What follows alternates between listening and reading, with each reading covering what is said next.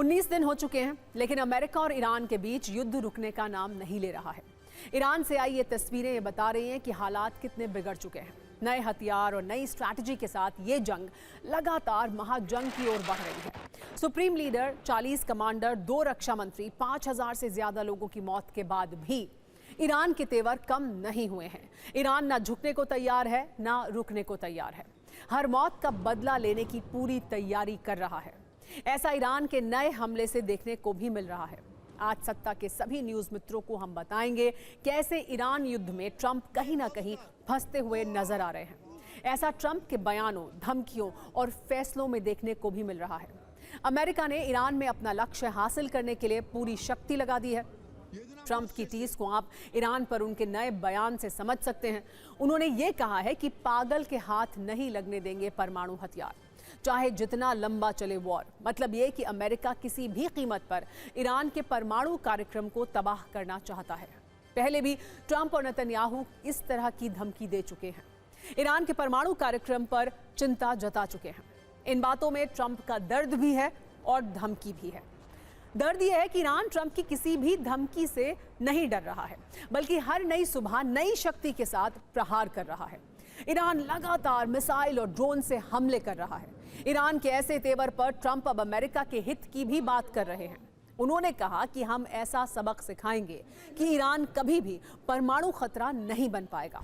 भविष्य में अमेरिका के किसी भी राष्ट्रपति को ऐसे खतरे का सामना नहीं करना पड़ेगा। ईरान युद्ध में चारों तरफ से फंस चुका है।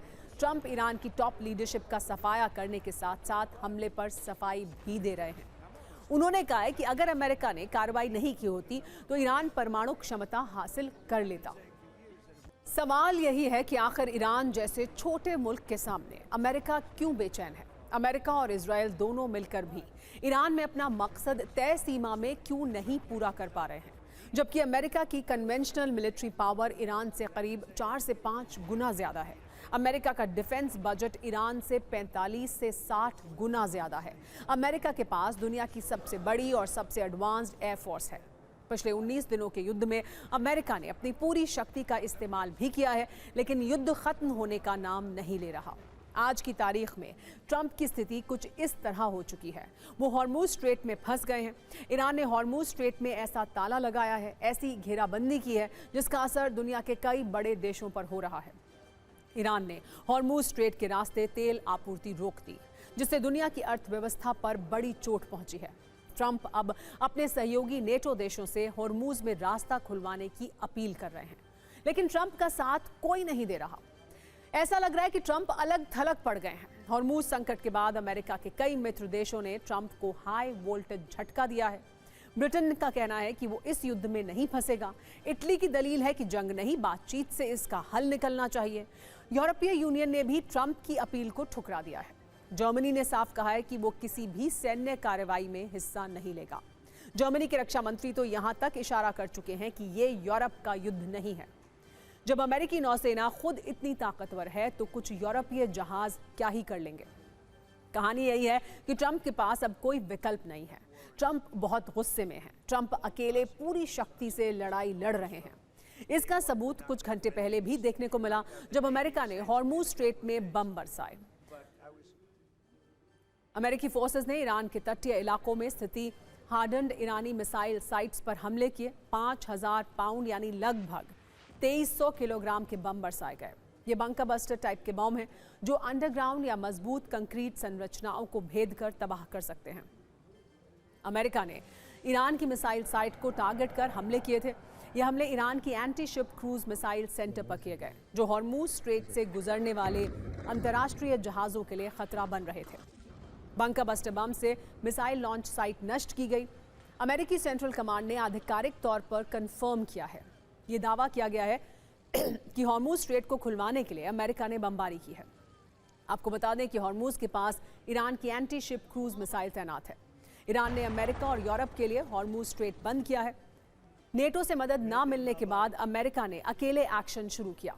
हॉर्मुज स्ट्रेट दुनिया के 20 से 21% तेल ट्रांसपोर्ट का रास्ता है, जो लगभग बंद है।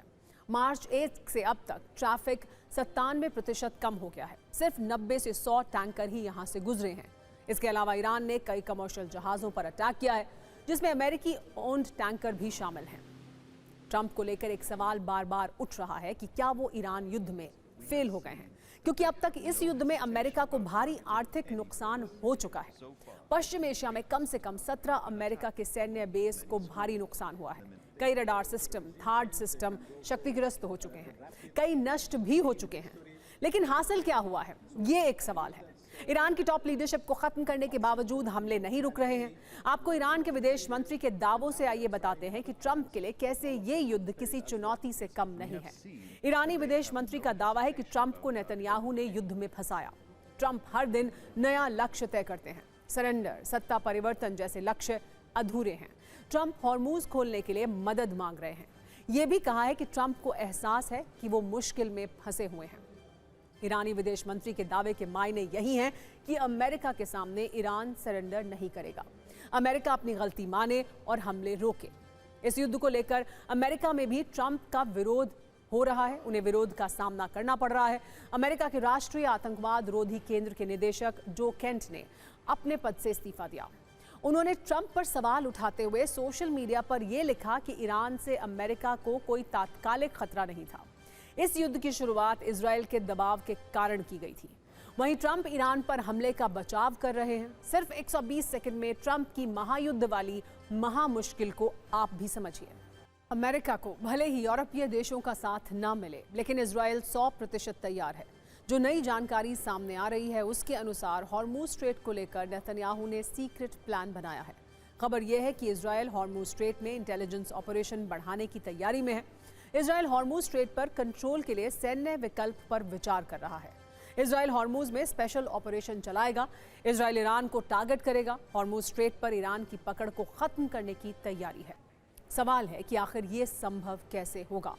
दरअसल इजराइल के सीक्रेट ऑपरेशन शुरू हो सकते हैं। इसके तहत ईरानी जहाज़ों या सप्लाई बोट्स पर हमले किए जाएंगे। ड्रोन बोट से टैंकर, IRGC बोट्स पर हमला किया जाएगा। ईरान के तटीय मिसाइल बेस पर सटीक हमले किए जाएंगे, जहां से वो मिसाइल और ड्रोन अटैक करता है। इसके अलावा समुद्री बारूदी सुरंग हटाने का ऑपरेशन भी होगा। बड़ी बात यह है कि हॉर्मूज में इस आक्रामक कदम से युद्ध की आग और भड़क सकती है। इस बीच चर्चा ये भी है कि हॉर्मूज में UAE अमेरिका की मदद में उतर सकता है। UAE अमेरिका के साथ नेवी मिशन में शामिल हो सकता है। तनाव के बीच खाड़ी में सैन्य सहयोग पर UAE विचार कर रहा है। अमेरिका कैसे ईरान को बर्बाद करने के लिए अपनी पूरी शक्ति लगा चुका है, इसे आप अगली खबर में समझेंगे। बमबारी मिसाइल हमले के बाद अब एक और शिप को ईरान की ओर भेजा जा रहा है। इसका नाम है USS त्रिपोली। इसकी चर्चा पिछले कुछ घंटों से हर तरफ हो रही है। अमेरिका ने USS त्रिपोली, जो एम्फीबियस असॉल्ट शिप है, उसके पश्चिम एशिया की ओर भेजने का फैसला किया है। मलक्का स्ट्रेट से अरब सागर की ओर बढ़ रहा है USS त्रिपोली, ऐसा दावा किया गया है। इसे साउथ चाइना सी से गुजरते हुए सिंगापुर के पास मलक्का स्ट्रेट में देखा गया है। ये हाई स्पीड से जा रहा है और ईरान के पास फारस की खाड़ी में 5 से 7 दिन में पहुंच सकता है। USS त्रिपोली के साथ 2 ट्रांसपोर्ट शिप भी भेजे गए हैं। USS त्रिपोली में 2000 से ज्यादा अमेरिकी सैनिक मौजूद हैं। आपको इसकी ताकत भी आइए बता देते हैं। USS त्रिपोली 45,000 टन का 850 फीट लंबा असॉल्ट शिप है। एक एयरक्राफ्ट कैरियर की तरह F-35 फाइटर जेट और MV-22 ट्रांसपोर्ट विमान कैरी करने में सक्षम है। USS त्रिपोली से जमीनी हवाई युद्ध लड़े जा सकते हैं। इवैक्यूएशन और एम्फीबियस ऑपरेशन के लिए भी USS त्रिपोली का इस्तेमाल होता है।